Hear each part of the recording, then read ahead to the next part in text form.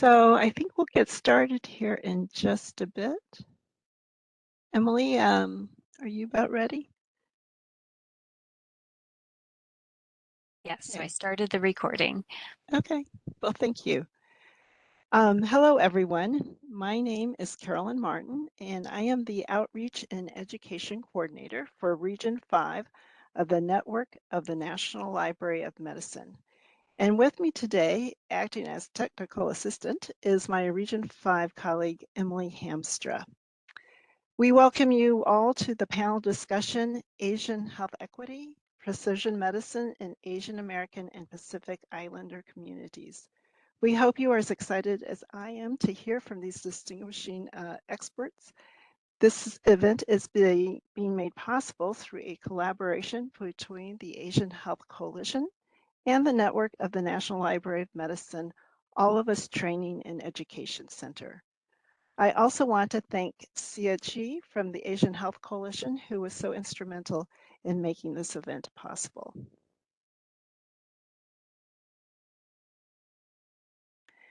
Now, many of you are probably not as familiar with WebEx platform, so let me point out a few features that you might find helpful. There are several things to go over, so thank you for your patience, and if you are already familiar with WebEx. Fran is our live captioner for this session, and the web link is in the chat box where you can view the captioning in a separate window or tab.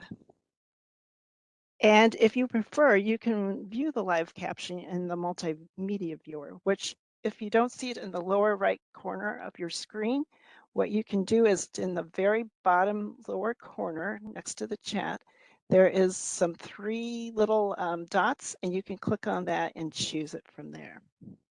You can also pop out the multimedia viewer where you see this little square with an arrow sticking out of it. And if you want to collapse it, you can click on this little down pointing arrow next to the word multimedia viewer.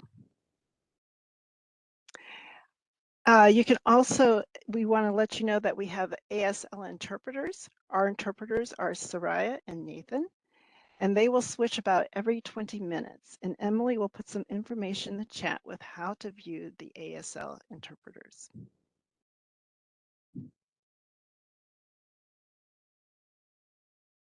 As you probably noticed, you are already muted as you entered the WebEx room.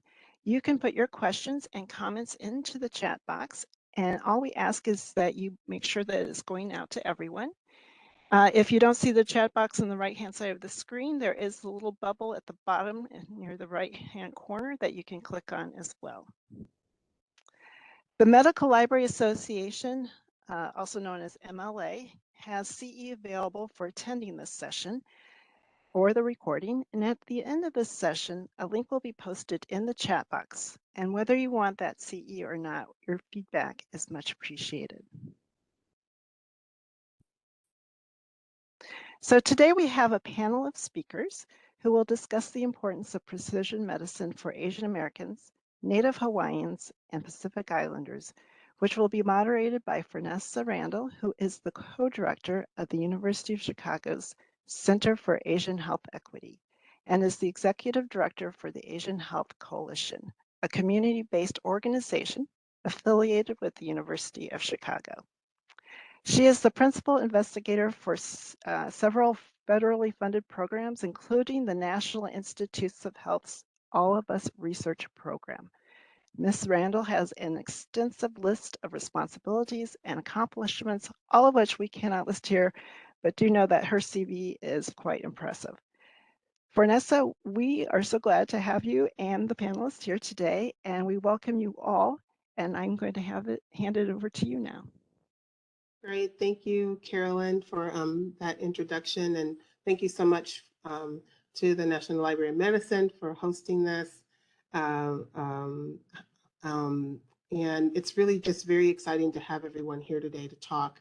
I want to just give a few definitions. One is precision medicine. You know, the definition is medical care designed to optimize efficiency or therapeutic benefit for individuals and particular groups of patients, especially by using genetic and molecular profiling. The All of Us research program is inviting 1 million people from diverse populations from across the US to help build one of the most diverse health databases in history so that no one will be left behind from this important research. It is really important for the Asian community for us to understand more and more about why it's important to precision medicine. It's important to the populations that we are working with. I have a list of numbers here that I want to read. 70% of AANHPI are foreign born. 60% of the world's population is Asian. 35 AANHPI are 35% more likely to have obesity. 12, 1 in 12 Asians are affected by chronic hepatitis B. 6% of the US population is AANHPI background, yet 50% have 50% of the diagnoses for hepatitis B are known in the Asian population. And then one, the most devastating of all, the Asian population is the first population to have and continue to have cancer as a #1 form of death. We have some very distinguished guest speakers here today with us that are going to talk with us about precision medicine and the importance in the Asian community. First, we have Dr. Kim. Thank you, Vanessa. I think there's going to be an introduction for you. I don't know where. Okay. Great. Even better. Hi, everyone. I'm Samantha Dion, and I'm a program manager at the Asian Health Coalition. At the University of Chicago, Dr. Karen Kim is Vice Provost for Research, Office of Research and the National Laboratories, Professor of Medicine, Co-Director, Center for Asian Health Equity, Board Chair of the Asian Health Coalition. Dr. Kim is also a nationally recognized leader in research and public policy. Her portfolio focuses on multi-level strategies to advance health equity. Her focus on Asian Americans, Native Hawaiians, and Pacific Islanders is supported by her leadership as principal investigator of the Partnership for Healthier Asians, an AHRQ, Agency for Healthcare Research and Quality, supported program to develop a market-oriented dissemination model to improve cancer screening among Asian immigrants. Dr. Kim is PI for several NIH, VDC, and other government-funded initiatives, and is part of the AOU Illinois Precision Medicine Initiative. Dr. Kim has over 20 years of experience in research, advocacy, and civic engagement to improve health equity for Asian Americans. Dr. Kim passionately advocates and works on behalf of any marginalized or vulnerable population. There's no better person to speak to us on behalf of targeted precision medicine research initiatives that treat the individual just as, or even more important, that the group. Please join me in welcoming Dr. Karen Kim. Thank you so much, Samantha, for the kind introduction, and it's really great to be here. I also want to take a moment to thank the National Library of Medicine. You have been such a great partner for us, particularly with the work you do around health literacy, and I just want to say that this has been a really wonderful partnership, so thank you for hosting this. I just wanted to give just a very brief discussion about some of our challenges that we face as an Asian American, Native Hawaiian, Pacific Islander community and put it in perspective of precision medicine. Can I have the first slide, please, or the second slide? So this picture on the left is a picture that maybe if you have particularly East Asian friends and you have gone out drinking together, you may see this. This is what we typically call the Asian flush. And, you know, usually people think nothing of it, but this affects about 560 million individuals of East Asian descent globally. It's from a point mutation in an enzyme that is really important for metabolizing alcohol, aldehyde dehydrogenase 2. And unfortunately, while people think that this just means like you turn red when you drink, there's a really increased risk of oral and GI cancers, almost 67% increased risk of gastric cancer if you are drinking alcohol and you have this mutation. But really often we don't think about the consequences. I think the other thing to think about this is that it really compromises the effectiveness of certain medications. For instance, nitrates. So if you are somebody who's a flusher and you have are having an acute heart attack and you take nitrates to vasodilate your vessels, which is a really nice kind of mediating medication until you can get into a hospital, it doesn't work well in this population. So this is where we think about precision medicine and maybe genotype-based medicine. And one of the ways we might do that, at least in this population, is simply to ask them, have you ever had alcohol? And when you have alcohol, do you turn red?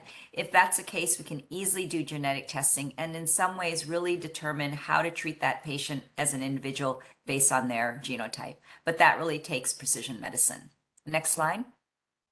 The other thing that I want to say, which I found more recently, which is really interesting, is that if you look at among non-smokers, lung cancer among non-smokers, Chinese women lead the pack in terms of having cancer, 79% compared to, oh shoot, I have to take my glasses off here, compared to, for instance, non-Hispanic whites, which is 21%. And in fact, if you think about Chinese women, compared to other Asian populations, they have the highest rates of lung cancer mortality than any other Asians. And why is that? We know that there's a receptor which seems to be increased among Chinese patients, but we need more research to understand this. And once we understand this, we hope to bring that curve back down to what we're seeing among other populations. You can see Black at the very bottom and you can see Chinese at the very top. And again, I think it's important that we are at the table when it comes to collecting data on our populations so we can understand why this happens. Next slide.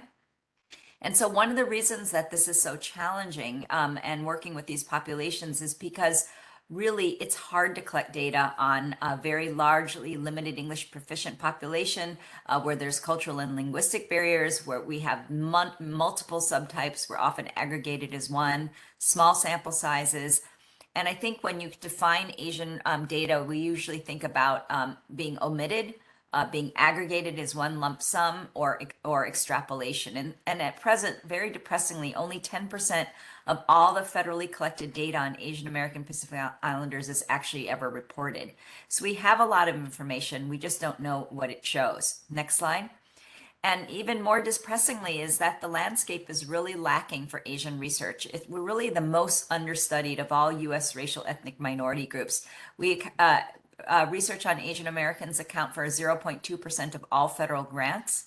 And between 1966 and 2010, and we've had really rapid growth in our population, it's only 0.17% of NIH grants. And if you look at kind of places where publications, looking at PubMed for all our publications between the same time, only 0.01% of articles mention Asian Americans in the study. So again, without data, it's really difficult to determine how we improve health in these populations. And that's why the Precision Medicine Initiative that Fernessa Randall and her group are leading is really important, because we need to be represented. So what can we do? Next slide. Like I said, if there's no data, there's no problem, there's no policies. And so I think I have two slides, my last two slides, that maybe talk about some solutions. Next slide. One is, how do we create an inclusive research agenda for Asian American, Native Hawaiian, Pacific Islanders? Certainly, we need to harness the power and resilience of the community. That's what we're doing to get people to come to the table for the All of Us campaign and many other research programs. Community includes places like the National Library of Medicine in partnership. We also need to think about non-traditional methods for data collection. We can't do these large randomized trials because we would only be able to do that if we aggregate data, and we really need to look at subpopulation differences. We need to be able to conduct research that reflects this population. For instance, Asian flush, very rare in any other population, but we need to study it. We certainly need to increase the pipeline of Asian, Native Hawaiian, Pacific Islander leaders, and I see many of us on the call. I think because unfortunately sometimes we have this bamboo ceiling effect, and if you do not have an awareness that these populations need help, often there's no research that's being done. And I think we need to support the intersection of research, advocacy, and public policy. Unfortunately, often when we're doing research in these communities, not only do you need to apply for the funding, you need to convince the funding organization that we need to be funded. And so I think there's a combination that we have to do. And my last slide is just sort of a message to the broader community in what our path forward should be. I think it's important that we're visible, that we find our voice. We have to insist on inclusion. And I would have to say that diversity and inclusion is not a zero-sum game. We can raise all boats by including all populations. We really need to look at similarities between our different groups. We have to value differences, and we really need to work to build collective capacity. So I look forward to today's conversation. Thank you. Dr. Kim, thank you so much for giving us such insightful information regarding precision medicine. The examples really helped us to see just a clear way to define precision medicine. And you would think that since it's so easy to see that, you know, to understand that we could be doing more. And we're excited to be part of the All of Us research program and being able to increase the number of AANHPI populations that are involved in this initiative. We will answer questions later. We're going to go ahead and move on to Nguyen Park. And Samantha, would you like to introduce her for us, please? Yes. Nguyen Park was a refugee and the first in her family to graduate from college, obtain her master's degree, and is now working on a doctorate of medical science. She is a physician assistant who has worked in a variety of medical fields, including cardiology, nephrology, and environmental medicine. She has also taught pediatrics at the University of New Mexico's PA program while serving as a lead PA for the New Mexico VA healthcare system, where she was also the lead clinician for the Special Environmental Health Registry. Prior to this, she was a clinical assistant professor at WSU's PA program while working in cardiology. She was selected as one of the 2021 PA Foundation Nutrition Outreach Fellows. She has lectured regionally and nationally on topics related to genetics, cardiology, nephrology, nutrition, veterans health, and cultural competency. In addition, she is an advocate for genetics education for PAs and for patients, and is the president and founder of the Society of PAs and Genetics Genomics. She's currently the first PA chosen for the National Institutes of Health, American College of Medical Genetics and Genomics, Genomic Medicine Program Management Fellowship, currently rotating with the All of Us program. In her free time, she likes to hike with her husband and 3 kids and learn how to use her pressure cooker to make delicious dishes from all different cultures. Give a warm welcome to Nguyen Park. Thank you so much for that kind introduction. And hello, everybody. I'm so glad to be here with you. I want to thank Vanessa, the All of Us Research Program, Sia, especially as well, and everyone with the National Library of Medicine. And I'm honored to follow Dr. Kim, who's such a leader in our field. So I want to start with this slide, which highlights everything that Dr. Kim just talked about.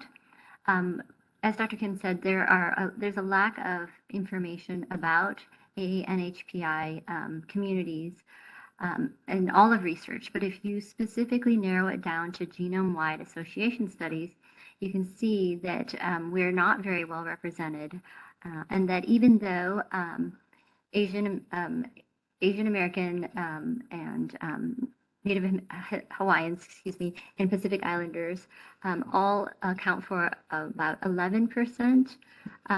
If you narrow it down even further, East Asian is about 9% and other Asian 2%. But as we all know, this is not what I would call representative of all of our communities.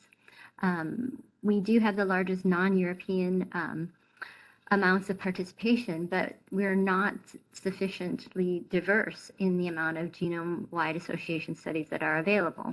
So we are missing out on opportunities to learn more about our community.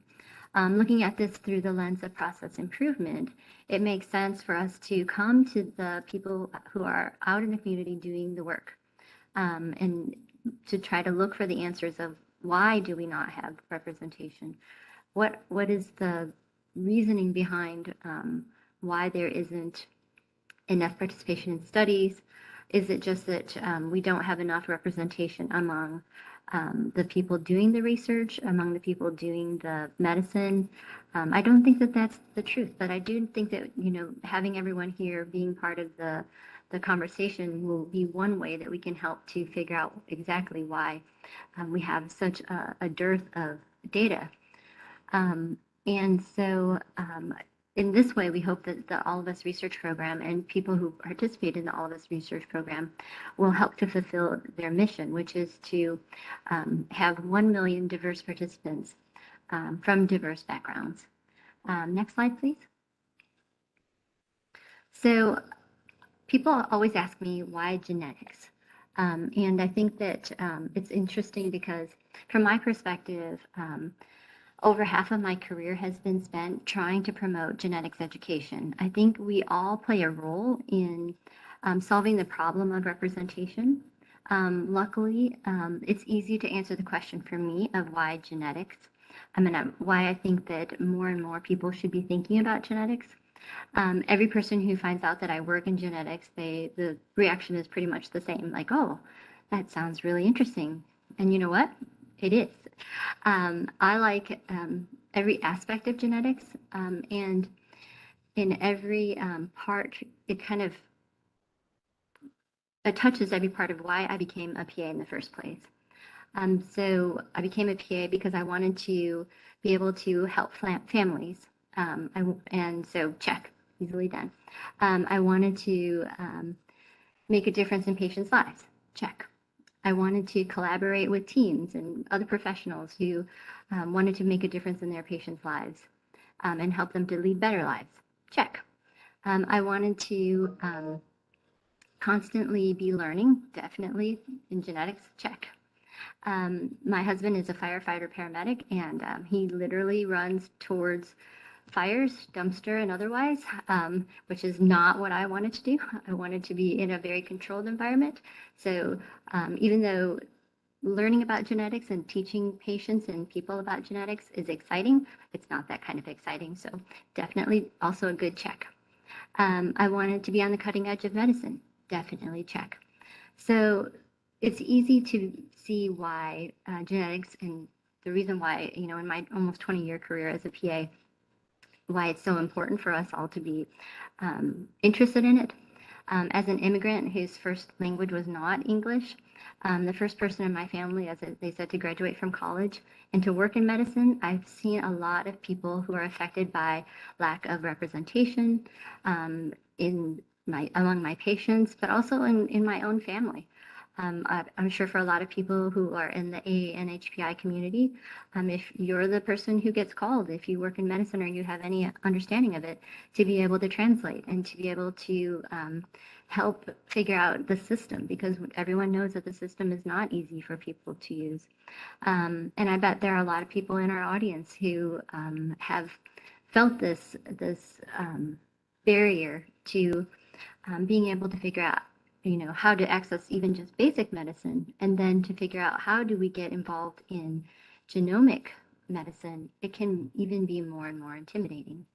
I would say that the way that medicine is practiced now, and it's very one-size-fits-all medicine. And so that one-size-fits-all medicine is not usually designed for the AANHPI community.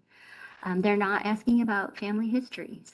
And so, for those of us who are immigrants, a lot of times those family histories are very difficult to obtain, or they're based in a completely different medical system. A lot of times, the way that I was taught, we're building a differential diagnosis without genetic causes on the differential, or prescribing medications without thought to any pharmacogenomic consideration. And they rarely ever understand about diverse backgrounds.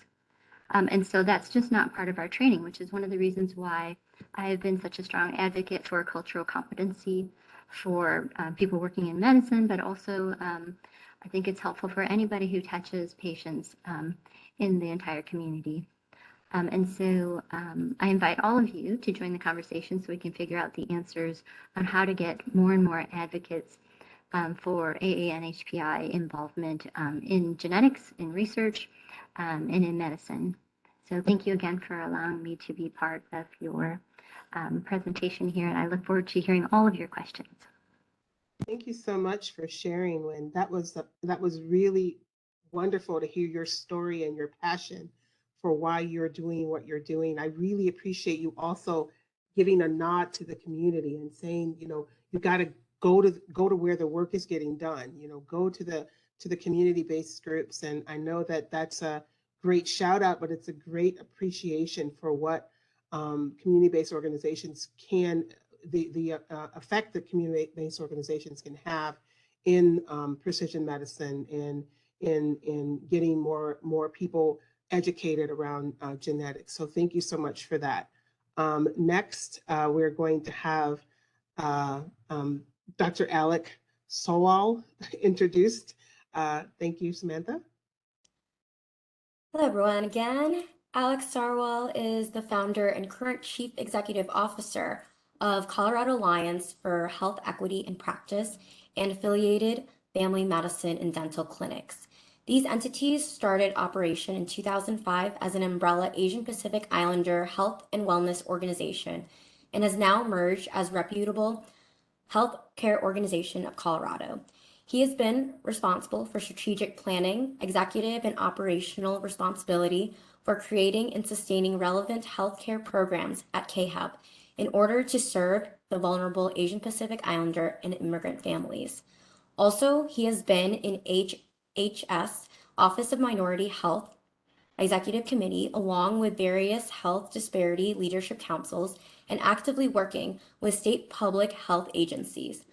Currently, he is on executive board of Mile High Health Alliance and Colorado Safety Net Coalition, serving over 30 clinics focused on helping immigrants and the underserved populations.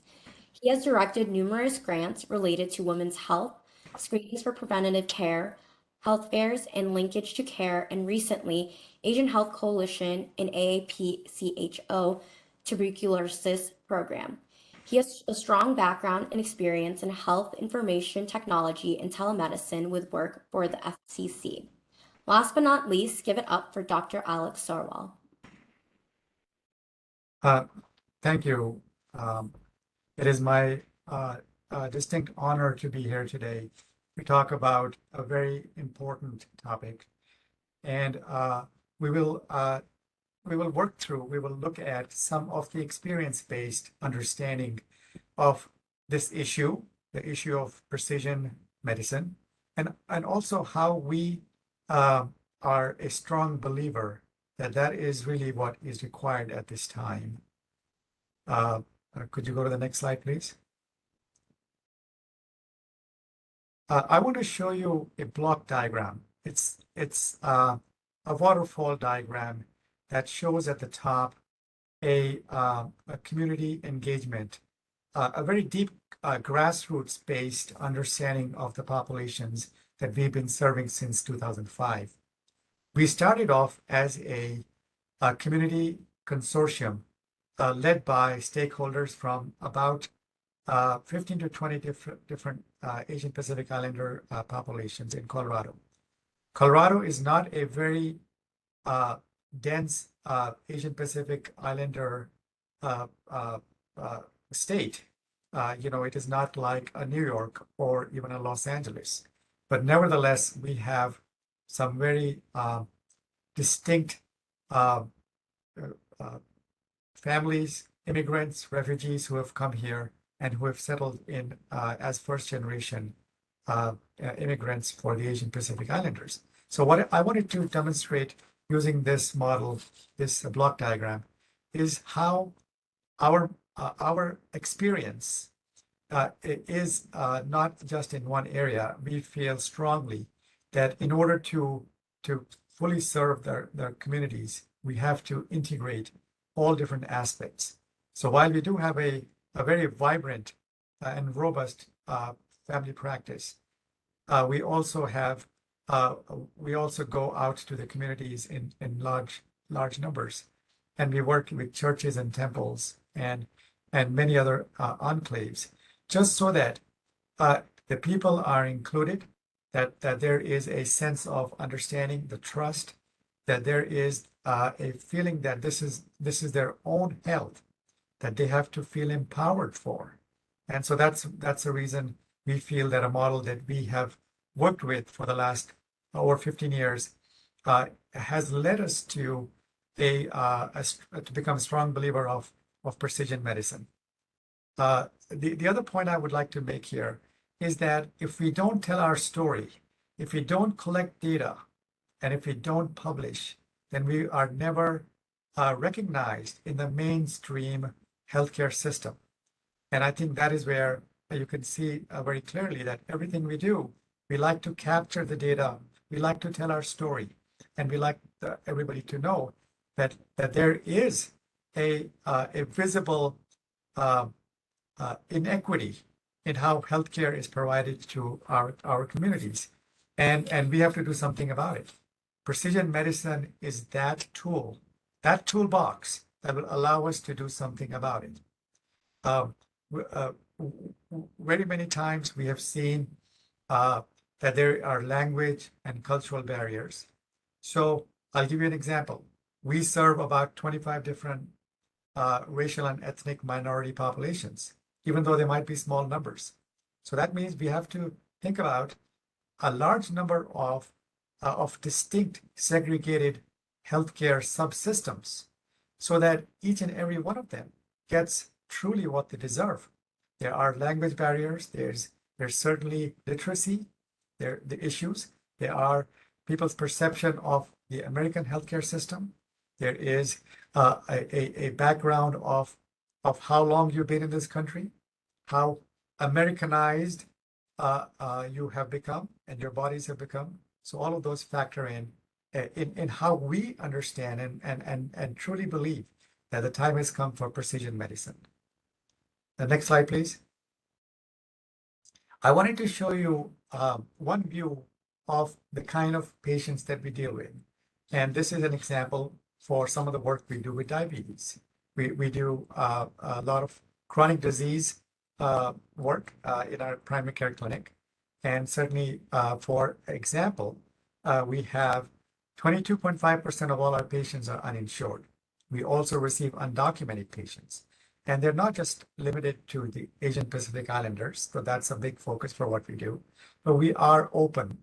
Our doors are open to anybody who walks in, whether they are immigrants, whether they are documented, and whether they might have other needs. We are a safety net clinic. And what that means is that we work on a sliding fee scale, and about 65 to 70% of our patients are Medicaid. The other important point is that 47.7% of the foreign-born patients in our clinic are uninsured. The foreign-born patients, we have other patients, but a large number of our patients who are coming here, we have insurance challenges with them. The COVID has put another dimension of the problems that we have been encountering in serving these patients. The point is for precision medicine, and there's a lot of very smart people and researchers, and we heard from them just before my talk, is that research and the ability for us to reach over the 1 million person mark is what will allow us to reach a target. But there is also a lot of work we have to do. Next slide, please. And the thing is that if we don't understand the true character of the people that we are trying to serve, the Asian Pacific Islanders, then we will have a deficit in what we can accomplish with precision medicine. If the patients, if the families are not forthcoming to participate, to enroll in the studies, then we will not be able to accomplish the true purpose and spirit of this program. And it is that separate populations, and there's a lot of work to do.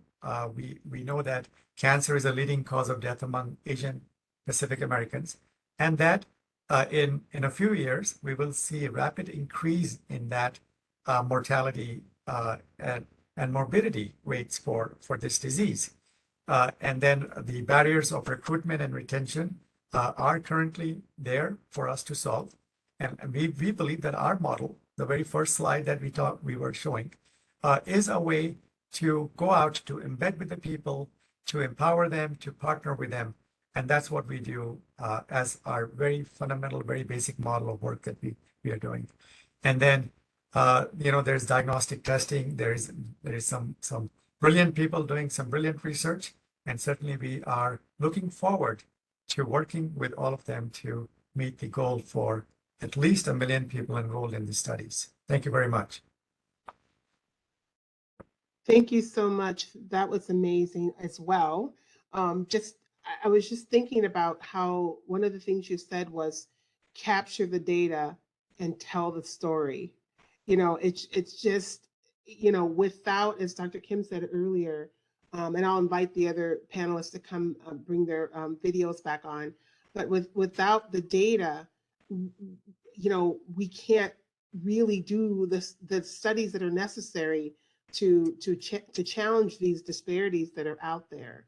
And I think that it's really, important to also think about the barriers that you also shared, the layers upon layers of situations that individuals have to get through before they can even reach, the All of Us research program, yeah. And so I think that all of those things are also important.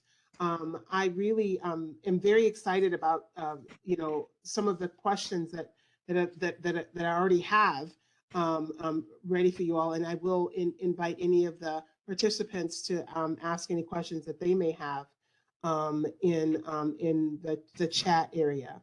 But the first question I want to ask to Dr. Kim, one report from USDA indicated that the widely successful heart drug Plavix was developed mostly among whites, yet it was heavily marketed in Hawaii, despite being ineffective for 45% of Asians and 77% of Pacific Islanders. What important role can academic researchers and clinicians play in changing this for all populations, specifically AANHPI? Yeah, I think it's about being at the table for when research trials are being done. I think that if you look at clinical trials across the board, we see two patterns. One, Asians are really not included, or if they are included, they're often Asians from Asia. And we know that that the environment plays a really big role in how we express disease. I think that it's really important that we allow Asian Americans to be included in trials. And if we don't, we see these problems where the one size fits all approach, if it works on one population, it will surely work on another, and it can have devastating consequences. So I think the work that you're doing, Vanessa, and your group in leading the All of Us program with many people on the phone here today, I think being able to be represented in such a landmark study and have our patients included are really important. I would say the other thing is having the right patients involved is important. So we don't really want to have all the patients that are like me. We want to have people that are having, impacted by social determinants of health in a way that allow them not to express disease in a way that's easier to treat. So I think these are all really important.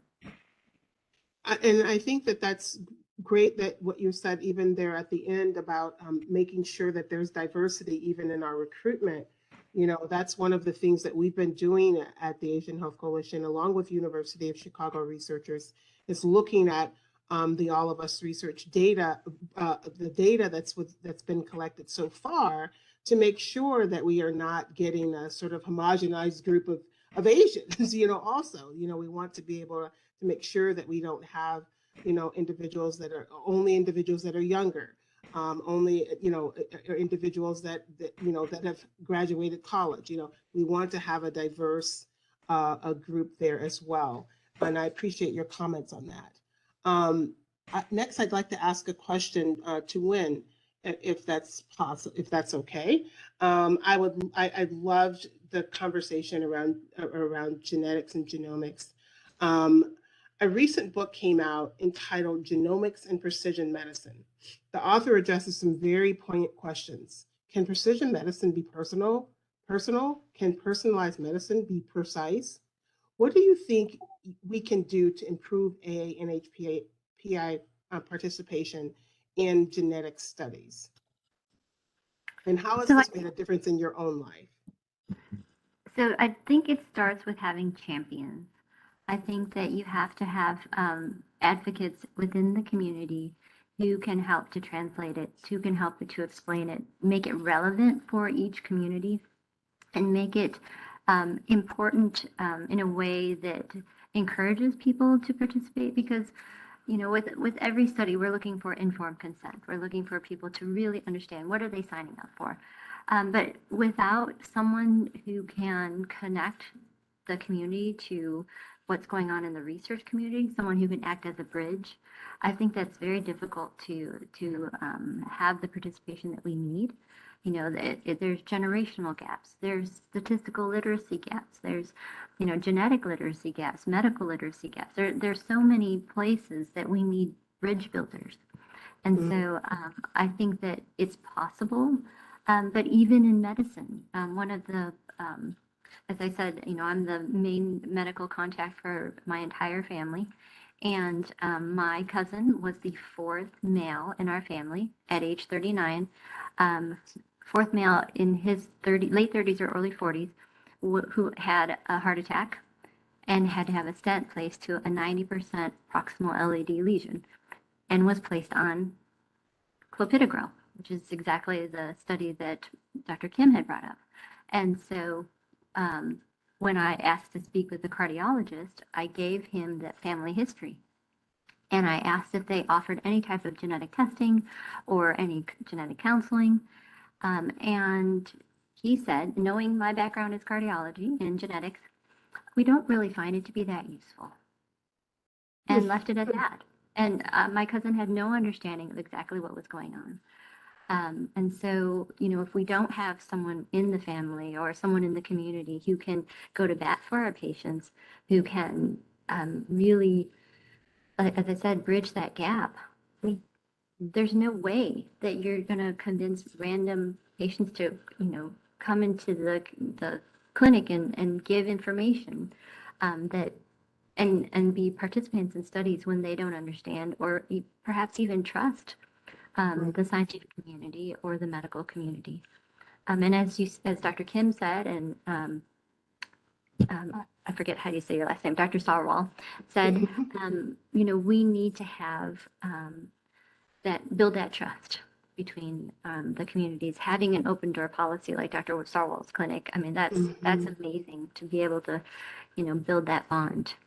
So that's my thought. Hopefully I answered your question properly. Yeah, no, that's great. No, I think that this point that you're making about champions and having someone there that can make it relevant to your life, not just translate it in terms of language, but to translate it in terms of what does this mean for your individual life. I mean, that is precision medicine at its best, right? How can what I am being asked to do, how is that going to affect me personally? And I think that point about champions is really very, very important. So Dr. Sarwal, I want to ask you a question as well. While your organization serves as a community engagement and education site for AANHPI as part of the Asian Health Coalition's Operation Saturate, it functions on a day-to-day basis as basically an FQHC or a safety net clinic. Why is it important for all of us research program to partner with clinics like yours, even though yours isn't one of the particular locations for enrollment, but why is it important to utilize organizations like yours for engagement and participation, education, and ultimately enrollment in precision medicine? So we like to tell when we tell our story, we like to tell make the statement that we are a community-based organization, very much grassroots, that happened to add on a clinic. The clinic was not the centerpiece when we started. That was a need-based requirement that we discovered in working with our community stakeholders, the leaders. We discovered that there is a very visible health disparity and a lack of equity that prompted a larger number of community providers, community doctors from many Asian countries who came together and said, well, we want to now add on a community clinic. So it is an important point to be made that it was not done without due consideration of what the patient needs, the patient-centric model. That's really it, the Asian Pacific Islander community-centric model.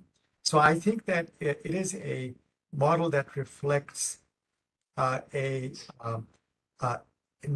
different platform between a medical provider and the communities. We do not say, we do consider it a one flat level surface where everybody can interact with each other and contribute to our knowledge. So that's where I feel that it is holistic. It is very much centric on the needs of the communities. Our challenges always are that we are working with a very diverse set of individuals, groups. And so how do we address that? Well, we have staff that in itself is representing over 10 different countries. We work very diligently with providers from different of race and ethnic backgrounds so that people feel comfortable, and where possible, community health workers and patient navigators as much as possible. So while it's not perfect, but certainly it goes a step forward in engaging, building trust, empowering the people, that I think is very essential. I think that sharing that basically it's not where not where you start, but it's really where you end up, right? So starting with the right foundation and then ending up having an expansion, of your site and of your location, really just shows what type of organization you really, are a part of. And I think that around the country, federally qualified health centers have had the opportunity, and I say opportunity, even though there are challenges, with serving really the most vulnerable populations, including, the Asian population. And I think that your model is really something, that we can, many can learn from. So I apologize. I apologize if I may have let that. We are not a federally qualified health center. No, I understand that. I know that. I know that you're not, but you serve as a safety net, in very similar to what federally qualified health centers do. But I think that even in that, it's the locations and places where the Asian population and where the most vulnerable populations go for care that are the places that need to be the most involved in this type of research. And that's the point that I'm trying to make. And I think that your organization is doing a fantastic job around that. I have another question for Dr. Kim. This one is about really just about government funding. Government funding opportunities are often unavailable and lacking for community-based organizations who really serve as the gatekeepers for most research, including precision medicine initiatives like the ones that we're a part of now. What role can academic institutions and all of us health provider organizations play in changing the narrative and supporting the community-based groups? Yeah, I think that's a good question. I think right now we talk about community-based participatory research, but what I see is that the bulk of funding goes to the university or academic centers, and they provide some sort of subcontract to community-based organizations, and that model works. I do think, though, when we think about Asian American, Native Hawaiian, Pacific Islander health, I think that we have to kind of flip that model on its head. And I do believe that funding directly to community-based organizations from the National Institutes of Health, maybe they can provide capacity building if we need, but often we don't. I think that we should be thinking about a new model, very similar to the way the Asian Recruitment Corps is for the All of Us program, where a community-based organization was given funds from the NIH to partner with community-based organizations to build capacity of health provider organizations, which are usually the academic institutions, to be able to recruit special populations. And I think that while this model might not work for all types of nonprofit organizations, I think that our federal agencies need to have their eyes open for opportunities where many of our community-based organizations have robust capacity for grant funding, for data capture, for reporting. And so I think that we need to get away from sort of an older model where we think that community-based organizations need all of our help. We need their help. So that's how I think about it. That's great. And I think that the focus and the really being able to change that narrative, that it's actually and this is something that Lynn talked about earlier, is just the community groups are really in front of a lot of these initiatives that, and can be the people that really bring that message, provide that championship for any of the research that may be wanting to happen or the things that we want. And that really leads me to another question for Nguyen. You know, a recent study showed that Asians continue to be severely underrepresented as awardees in the U.S. biomedical research prizes and awards. As an NIH fellow and physician assistant, can you speak about why this finding is alarming for the future of AANHPI research in precision medicine? Definitely. So I think that unfortunately what happens a lot of times is that we have more people from not necessarily the Asian American community, but perhaps from Asian communities who may be working in biomedical research labs. There is a stereotype that is associated with a lot of Asian Americans.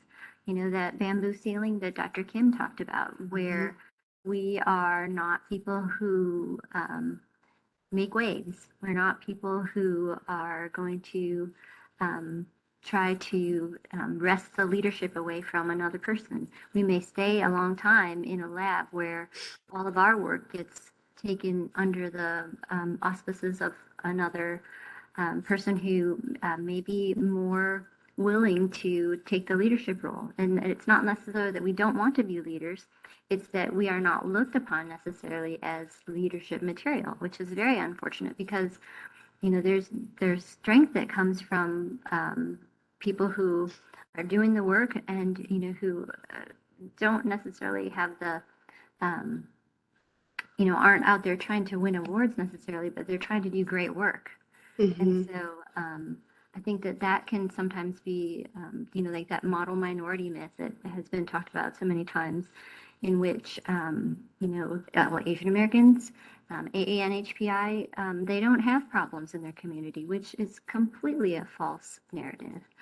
And so, you know, for a lot of people, it's hard to speak up. And if you're speaking with an accent, especially, it's especially hard to speak up because, you know, you're always worried about how your words are going to be taken. And you're always, even though, I mean, I know multiple people who speak 3 or 4 or 5 different languages, but because, you know, perhaps they have a little bit of an accent in English, they feel a little bit more, you know, trepidation about their ability to present, and presentations at conferences are places where, you know, you can get your name out there.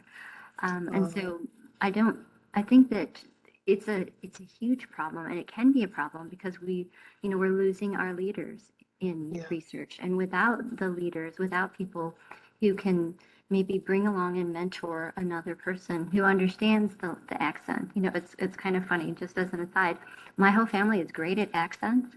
I don't hear accents, so I'm a horrible mimic. I can't do accents at all because I automatically translate accents. I've grown up with people with accents all of my life in all different situations, and so I don't hear it. But a lot of people do, and it is a stopper for your ability to grow and to lead in the scientific community. And so I think that you have to be a little bit noisy. You have to be a little bit, you know. I like it. I like it. Yep, just to be able to you know, bang the gong, get some information out there and show that we are leaders and we can do all of the work and, you know, be in charge of these great research organizations, in which the All of Us research program has such a great mission. And it's such a diverse community. It's a great place. I've been very blessed to be there in the all of us research space for this rotation, and look forward to working further with all of the different groups. Thank you so much. Looks like we're getting close to time, and there is one question in the chat. Samantha, would you like to, can you read that for us? Before you do that, this is Carolyn. I just want Oh, I'm sorry. That's okay. I just want to make sure that people who might have to leave, that they have a link to our survey for this session. And if you want the Medical Library Association C credit, just mark yes to that question in the survey and more information will pop up. And then you can follow those directions. And go ahead, Samantha, I'll let you take over now. Thank you. Carolyn. And then this is from Charlene, and they mentioned that thank you, panelists, for all the decades of trailblazing leadership and research that you've done to keep our communities healthy. For anyone who would like to respond to the inquiry, here it goes. The National Academies of Science, Engineering, and Medicine held a 2-day workshop on structural racism and rigorous models of social inequity this month in May of 2022. The number of scientific publications around structural racism has increased much in the past 2 years, though it's been around a long time. So if anyone wants to speak upon that, feel free to unmute yourself.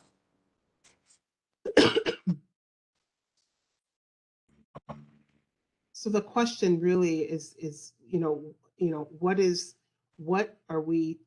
how are we seeing structural racism impact precision medicine, specifically around the AANHPI communities? Yeah, so I would say that for the All of Us Precision Medicine program, one way of where we see structural racism impeding the ability for representation is the inability to recruit with languages other than English and Spanish. And I think now the NIH is going to be extending languages to other Asian languages. So if you want the population represented, you have to make sure that they have access to information, both from a literacy standpoint, but also from a language standpoint. And so I think that's where that's an area that I think is particularly specific for our populations to be involved. Thank you. Go ahead. Sorry, Yes. I apologize. If I were to add one more thing, trickle-down research funding is also a reason why there is structural and systemic racism, because we get the funding passed down from what people think, from what big agencies think we need. It is never authentic. It is never, truly unbiased. And as researchers, we tend to withdraw because we do not want the perception of being confronting something like that. And the other last point I would make that unfortunately it takes a pandemic for us to all realize that we all need each other, that the underserved populations, the communities that are at risk, the Asian Pacific Islanders, only many of us are best qualified to help there. But it does take a catastrophe sometimes for us to realize that we have to all hold hands, that we have to weather this and keep marching forward. Thank you. I appreciate that. And Carolyn, I'm going to turn it back over to you to close us out in the last 2 minutes. I think there's some other credits and all of those things that you have to share with everyone. But I want to thank the panelists. I thank you so much for joining us and being here and sharing your expertise.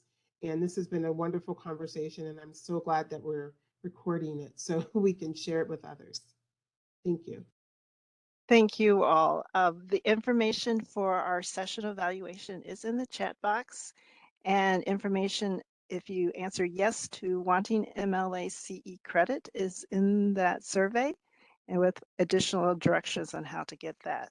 But we always value your feedback, no matter whether you want that CE or not. And if you can't access that link, email us at nnlm@uw.edu, and that is also in the chat box. And I've been told that the recording will be available in a couple weeks or so, and you can check our YouTube channel, and that link is also in the chat box.